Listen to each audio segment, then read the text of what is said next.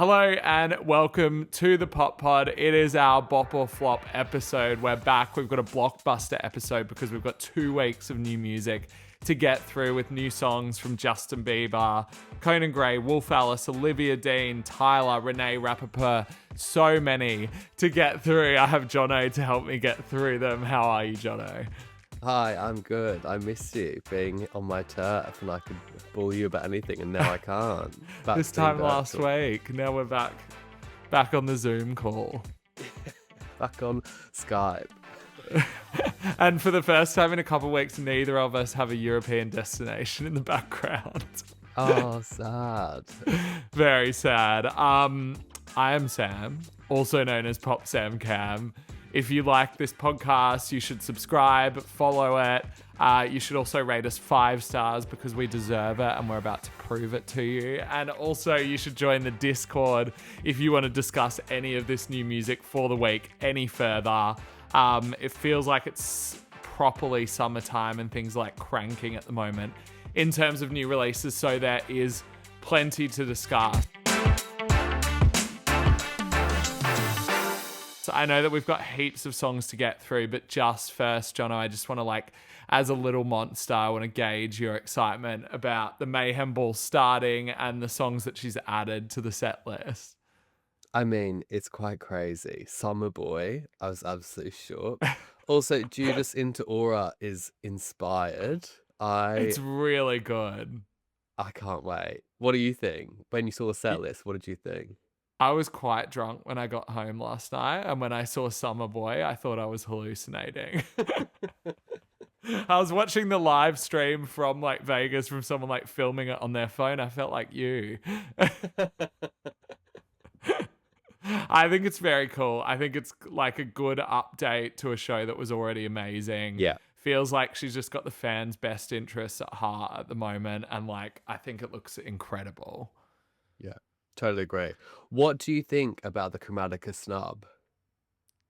I just feel like she kind of hates that album. I feel like it represents a really bad time for her and she's over it. Either that or she feels like she's performed those songs the most recently, so they don't need to be retread again. I'm totally fine with it. I'd like to hear 911 and Rain on Me, but I'm fine missing the rest.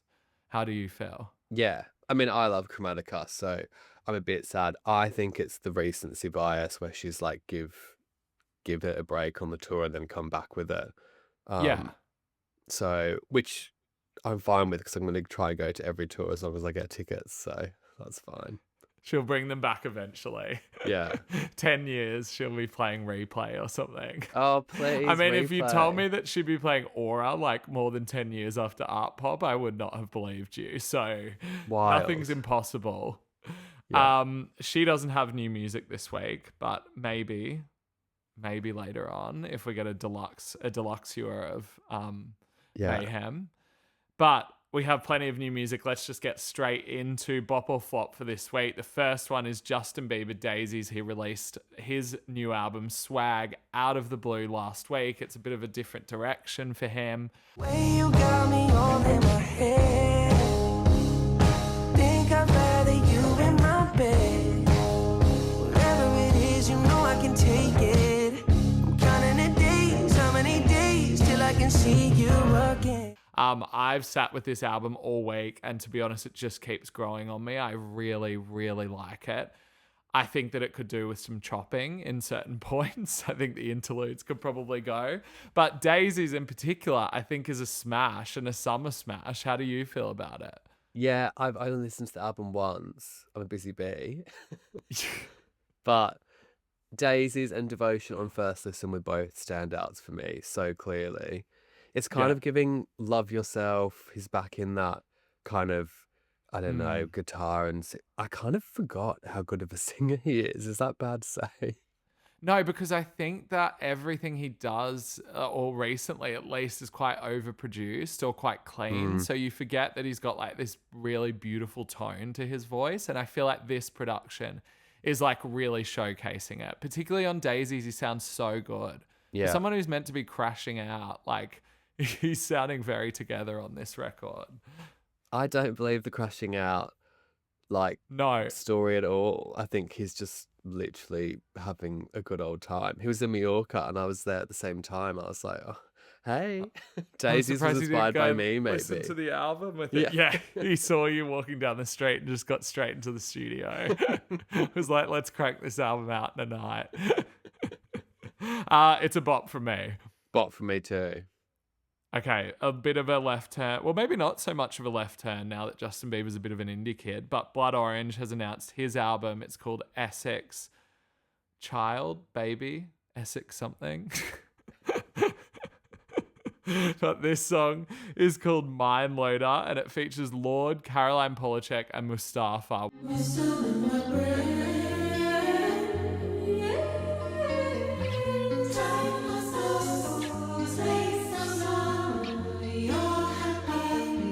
What do you think about this one? I really like it. I mean, it's got quite a few different turns in it. Yeah, it really like, does. The last 30 seconds I didn't see coming at all. But I mean, it's such a good song and such good production. And Caroline Polachek and Lorde just fit it so well. Like, I don't know how you could flop this song. It's such a nice song. What do you think? Or are you going to flop Yeah, it? it's like, yeah, I think this is trash. I just think it's so nice. That like beginning, the piano at the beginning is beautiful. I feel like Dev Hynes is like classically trained and has been doing a lot of those kind of like projects recently rather than making pop music and bringing that into the pop music. And then you have like Caroline Polachek's voice, which is like up in the clouds, and then Lorde's, which is like much more gravelly. I feel like the two of them together, it's just so nice. Like, I feel like this song is almost formless and it still just feels like so nice to follow it wherever it goes. Like, it's really, really good. It's definitely a bop for me. Yeah, same. A total bop. Next one is Conan Gray's Vodka Cranberry. Speak up, I know you hate me. Looked at your picture and cried like a baby. And he does want everyone to know that he doesn't actually drink vodka cranberry and alcohol's bad for you. Oh, thank God. I was so worried he was promoting vodka I know, I knew you'd be worried. I knew you'd feel betrayed. Apparently his fans were very upset to see him holding a vodka cranberry when he was doing the Apple dance for Charlie XCX at Roskilde. He clarified that it was just cranberry juice, so that's a relief. But Not vodka cranberry grey. Grey goose? Close. What? Okay. I'll workshop that. We'll get somewhere with that. Yeah, come back next week. This song, however, I love. I've never been that like crazy into Conan Gray's stuff, but I feel like this song is such a smash from him. It's like sweeping like the one before, but it just is on another level. I feel like his voice sounds incredible. I feel like he extends it a lot more than usual. Like Dan Nigro's production is just on another level at the moment. Like, this is reminding me of some of the stuff he was doing on Chapel's album, like things like Kaleidoscope and like more of that like quiet sort of stuff. But I don't know. I'm just shocked by how much I love this song. I think it's incredible. Okay, interesting. I think differently. I knew you were going to go this way because you didn't like the first one. But I know, maybe it's just Go. I'm being harsh. It's just giving Ed Sheeran to me. I'm just not really no, vibing. it is not giving Ed Sheeran. Yeah, it is. There's so much more to this than an Ed Sheeran song. I don't think there is. I don't understand how you could like Chapel and not like this, to be honest. I mean, they're worlds apart, first and foremost. I feel like They're this... very... this production's the same as so many songs on the Chapel album. Yeah, but you could say that about any producer and all the different artists who sing it. Like, it still gives such a different vibe. I think there are flashes of, like, brilliance in it, but overall, I will never listen to this song again. So how could I bop it? Well, I wasn't expecting a Bob. This is crazy to me.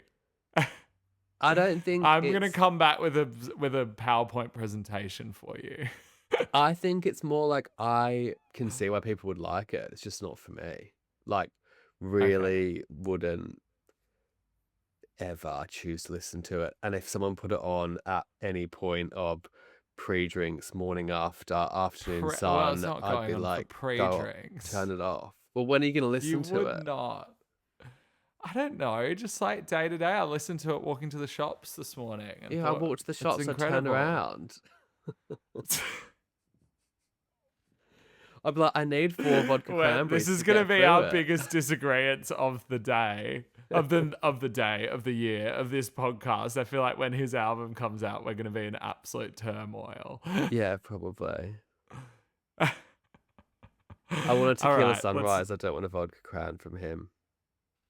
if you flop the next song, I'm going to flop you. What's the next Wolf song? Alice, The Sofa. This is the second single off their forthcoming album, The Clearing. I'll be fine, I'll be okay.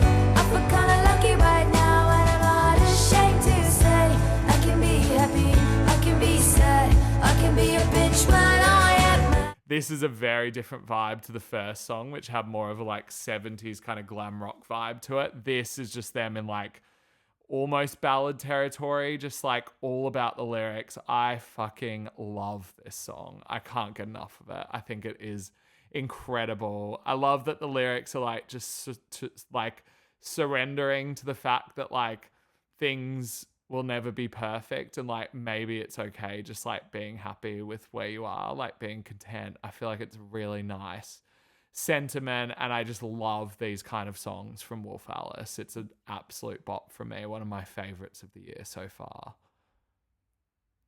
Okay.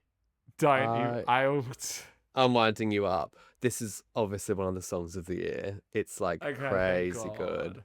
I feel like I just want to play it when I'm in Ibiza and it's 6 a.m. and the sun's rising and I feel exhausted, and then I just feel like Yeah. such a warm hug because Wolf and Alice are serenading me with this song, and everything's gonna be okay. The birds chirping doesn't make me feel bad. I feel better about life again. lying Wolf on and the Alice sofa. makes them sound like some boutique soap brand or something. Yeah, Alice is the singer and Wolf's the guitarist, aren't they? Really? No. I know what her name. I know her name's Ellie. Why the fuck did I fall for that? But this is Jesus incredible. I Christ. liked the first single, but this is blown it out the park. From first 30 seconds in, I was so hooked. It's like Yeah. insanely good. They're really talented and they always have been, but I think this song's really special.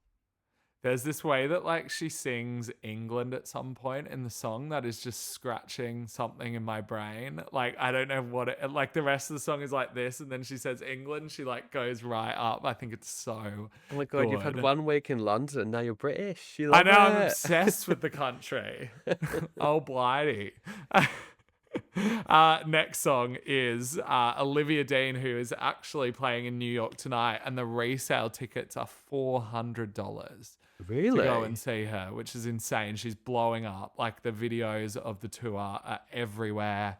This is called Lady Lady. It's another taste of her album that's coming out in a couple months. She's always changing me without a word, and I was just getting used to her. Keeps rearranging me a little bit, and I was just getting used to it. Just like another, I feel like I want you to go first on this one because you're the Olivia Dean stan in the house. I'm really, I mean, not surprised, but I feel like Olivia's a type of artist I would expect only to be big in the UK. I'm so happy for her definitely. that she's getting like international momentum and recognition. Yeah. But what can I say about this song? She can do no wrong in my eyes, honestly. I feel like it's giving like Jade when every song that's released has made me so excited for what's to come next. And the album, like Yeah. I don't know how she does it. Like I can't even describe how she makes such a potentially simple song beautiful. And the end when it goes a bit jazzy, it doesn't seem like tacked on for the sake of it. It feels so natural and a natural progression of the song. And I could listen to her sing it for 10 minutes. Like, Yeah. what do you think? You must love Yeah, it, hopefully. I feel exactly the same way. But I felt it. So during the week, I was thinking about that exact thing of like, how is she taking off here at this point, and why didn't it really happen on the last album? And I went back to that album, and I just think she's gotten better. Yeah. To be honest, like, I feel like the quality of these last two singles is a lot better than what she was giving on that album. Like, it's just got more dynamic to it. I feel like she's become a better songwriter. The lyrics in particular on both this song and Nice to Each Other are so good. And this one, like, being about, I think I was listening to an interview where she was saying it was about, like, kind of unexpectedly moving out of a house and that feeling like this period of, like, instability, and this song being like her saying to herself, like, you got this. And I just like that. It's just so warm, everything she sings. Even when she's talking about a turbulent time, it just feels like calm waters. Like, I just think she's, I don't know why I have developed this obsession with her since the beginning of the year, but I am so hooked. Like, literally every video that comes up of her, I watch till the end. She is like Rita Ora with taste, only because she speaks like Rita Ora. It's insane how classy she is. Every time I see that intro of the show where she does like 1, 2, and then like, she's so good. Yeah. She's so good. She makes me feel like I could be able to sing or dance, and I can't at all. Yeah. But No, she I makes want to it copy so... that intro, and it would look like a heifer doing it. A hefter. She makes it so effortless. It makes you feel like you got a hefter. Hefter. Wait, I don't know why I just thought of this, but maybe because they're both British. But have you seen the Coldplay clip that's going around today of the couple getting busted cheating? Yeah. It's so embarrassing. It's so awkward. I actually had to stop watching it, like, from my scrolling, because I got secondhand, like, cringe and shame. Also, did you see, like, I think Pop Crave or something just, like, full named them, said what company they worked for, what positions they were. I was like, I mean, is that They've not a been bit doxed. doxy? Yeah. Yeah, it's so doxy, but whatever. It's so funny. It's just hilarious. All for a fucking Coldplay concert. Is that what reminded you? Because you can imagine someone having an affair at an Olivia Dean concert and just being like, "This is amazing." Oh yeah, that's prime quarters for an affair. Lady, That's why I'm HR not lady. going tonight, so I can remain faithful. It's not the $400 price tag. Okay, this is quite a switch up from Olivia Dean, but Danielle Harle, Starlight featuring PinkPantheress.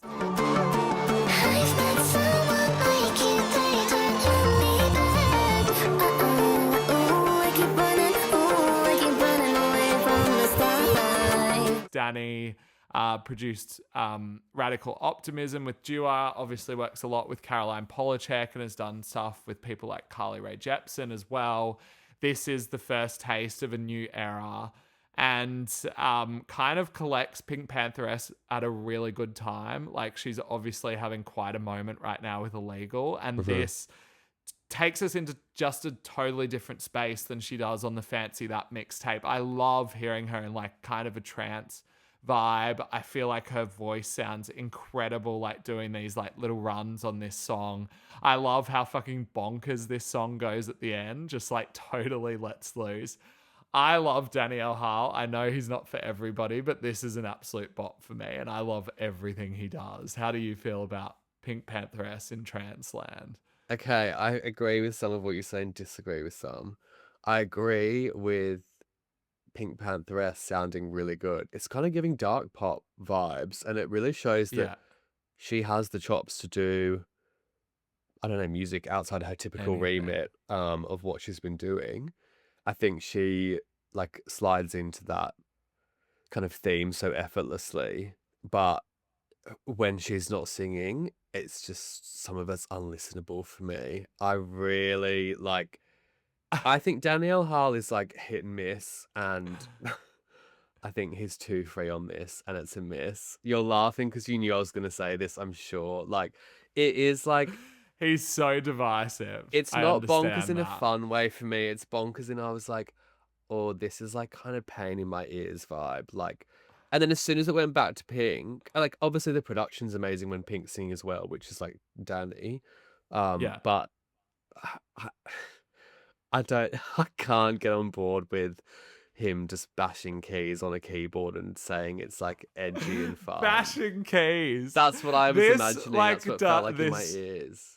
This feels like it's like made for me. Like it just like entertains me to no end. And when he goes crazy at the end, I'm like, go even harder. Like I want him to destroy the song. I love it. But this is coming from someone whose favorite song growing up was Scatman. So I don't think it's surprising that this is the kind of vibe that gets me going.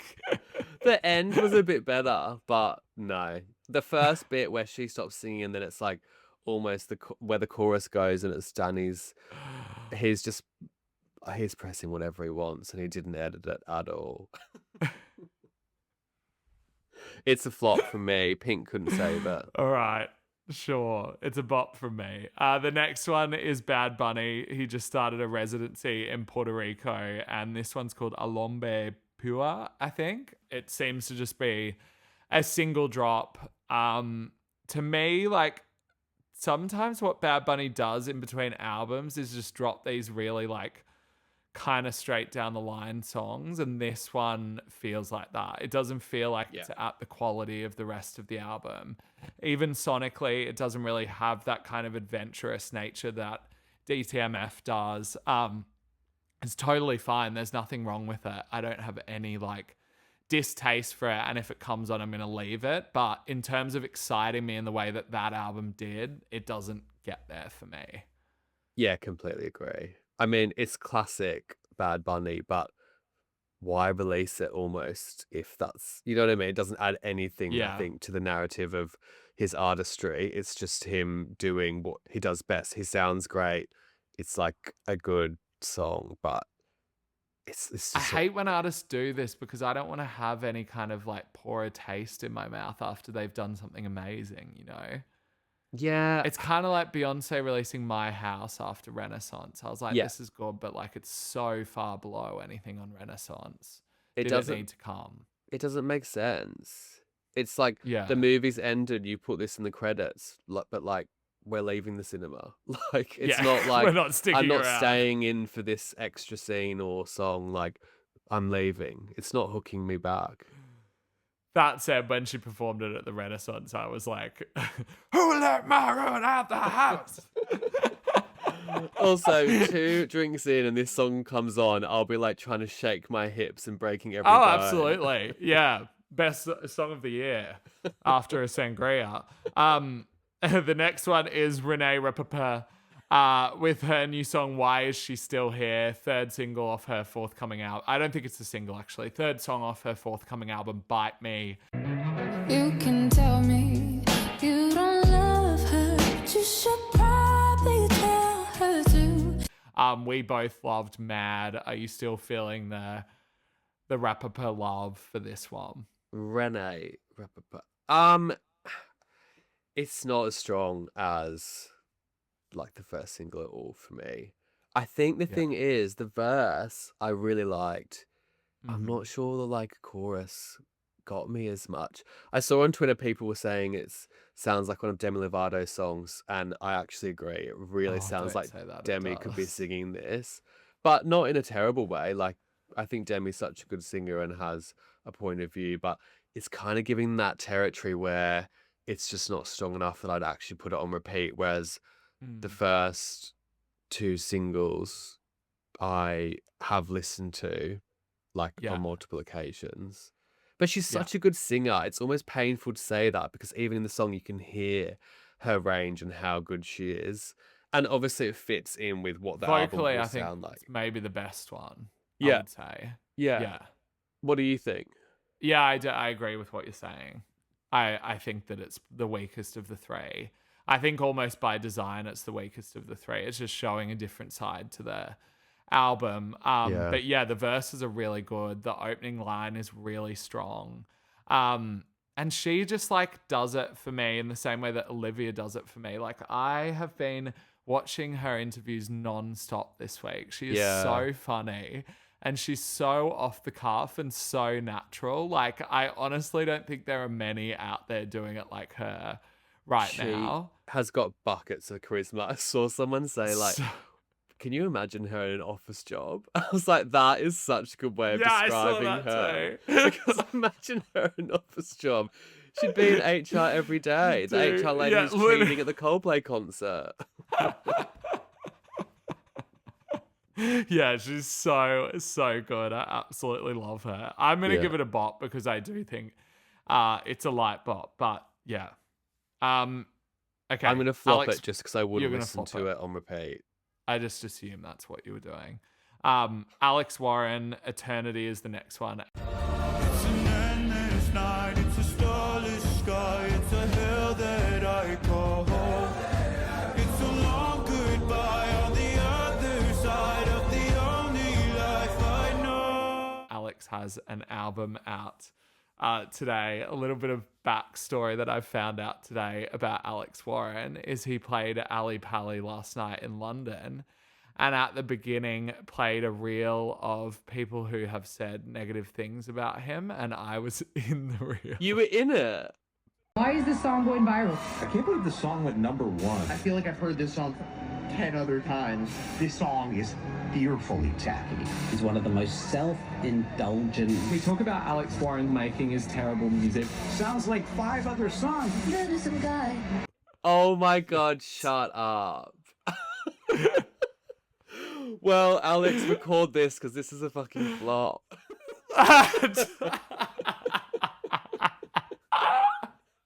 You'll be at Ali Pali tomorrow night now. Ali Pali Warren, sorry, I do not understand like what the hype is at all.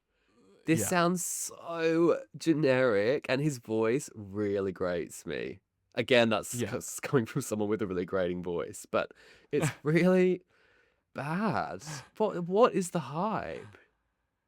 I mean, I couldn't tell you. This is like goes in the lineage of like all these mediocre male artists who've been doing this kind of thing for like 60 years now. So it taps into something. It taps into some like the thing is when I looked up this like moment that he did at the show on TikTok, like all the comments were so in support of him, and I was like, well, he obviously has a huge community of people who love him and like resonate with this music in some kind of way, and like good for them. But even this just feels like a retread of Ordinary, and sorry, that's just giving like X Factor white guy with a guitar wins when there's 7 other contestants that are like way more talented and interesting, and then they get all the rallying people behind them.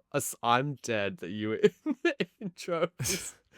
You've played at Ali Pali. Add that to your resume. I'll send it to you. Yeah, I've headlined Ali Pali. I'll send it to you. I was mortified. I also just think I've been fair. I haven't been overly negative. I don't have a vendetta against him. Yeah. And from what I've seen, he's a very nice person. And to be honest, like I think obviously Ordinary has something because it gets stuck in my head all the time. So there's something something in the source there that's working. It's just not to my personal taste. So I'm not out to get Alex Warren. I'm not on the hate train. Of course. But it's not for me. And I think that it signals like this kind of trend in music that feels like somewhat not exciting for me. And that's kind of why I feel disenfranchised by all this. But yeah, whatever. Thanks, Alex, for the shout out, I guess. The next one, who I would love to be in her show, is Tyler with Is It. I can't leave, leave you alone with your eyes on me, no. I can't leave, dancing alone, don't look right on me, yeah. I can't leave, leave you alone with your eyes on me. It's off a forthcoming mixtape. I think the mixtape's title We Want to Party. which I love as a title, obviously. Follows on from Bliss, which I was a massive fan of. This one seems to go more back to the kind of like Afrobeat sound that she was using on her debut album, and to me is just like pretty good. Like, I think it's fun. I'm not overly excited about it. I don't think the hook is that like memorable, but if it came on, like, I'd let it play. Yeah, I totally agree. I feel like because Tyler has it's like I'm Yeah. always judging her so harshly because I just am waiting for like a huge worldwide hit. And I know she's had success, but like I'm kind of waiting for the like, I don't know, Say My Name or Cardboard Box or whatever it is, like to really be like in everyone's ears. So it's a good song, but I just I want a bit more. I think I'm just judging her harshly though, because I think you're probably the same. You root for her and you know what she's capable of. Yeah, I really like her. But I'm also wondering if she has this kind of like effortlessness to her that sometimes comes off as like it's too easy, when maybe it's not. You know, like she's just so natural in everything she does that I felt this way with the debut album, and I needed to give it like a couple times for it to like, for some of the songs to really take a hold, because I just felt like she was doing it in her sleep. But like, it's obviously hard to make it look like that. Yeah, but I think we're talking about singles here. We're not talking about like if this is an album track, I'd be like, yeah, great, like a good place in the album. But with the first two singles of A New Era, it has to really hit. Like, I don't see this taking off massively. It's just gonna do fine. Yeah, I agree. Damn. Okay, final oh no, sorry, there's two more songs. The next one is Sudan Archives. She is an artist that I love. Her last album was called Natural Brown Prom Queen, and it was really cool, experimental, like R&B, dance, pop, kind of like everything in the pot sort of music. She's got a new album coming out called The BPM, and My Type is the second single from that, like very much in a dance lane.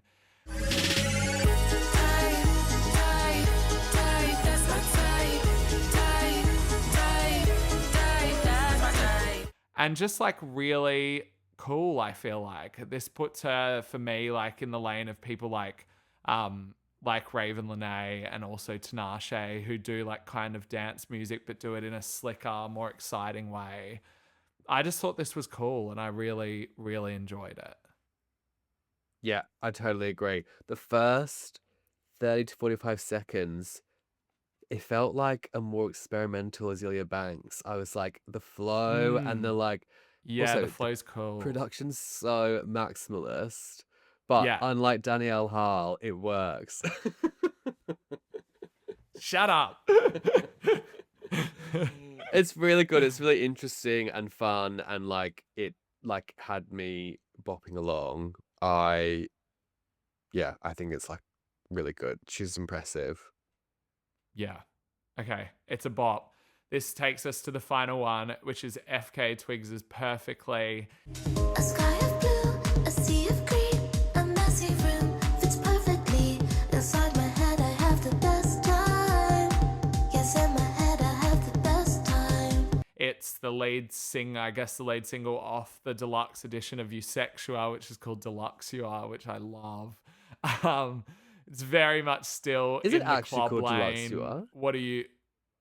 I think it is actually called DeluxeUA, yeah. Oh, I thought that was like a Twitter meme. It could be a Twitter meme that I've fallen for, but I'm sure she said it. Not Pooh Crave and you're falling for it. Yeah, it would be Pooh Crave, and I've fallen hook, line, and sinker. How do you feel about Perfectly? It's fine. It sounds like an off-cut to me. I think if this was on the album, I'd probably say it was a skit. So I'm flopping it. I know you're going to say it's good, but I just don't think it is. We are not seeing eye to eye at all today. It's just not very good. Sorry. I feel like you're being too nice to it. I feel like this is absolute trash. I'm kidding. I think this is incredible. You need to give it more listens. But this is where we differed when we talked about EUSExUA, as you weren't as like taken by it as I was. Whereas Yeah, I it's like liked one of my it. favorite sounds of the year. I just feel like the juxtaposition of these really like hard hitting, like European techno sounds with her really calm delivery and this kind of like optimistic tone that she brings to it is just really, really nice. And I don't know, it's just, this is really doing something for me. Like this is almost getting me as much as the title track. Do As not much roll your eyes at me. as the title track EUSExUA, which is one of the best songs of the year. This is Yeah, well, nowhere this is up near it. there. Yeah. No, Give this it is giving more the time. Northwest song for me, where I'm like, this is It's just not giving the kinda- Northwest song. Bye. I'll see you next week. It's a no So for me. many major disagreements. This and Vodka Cranberry are like two of my favorite songs from Well, the past couple months. taste is a luxury and you don't have it.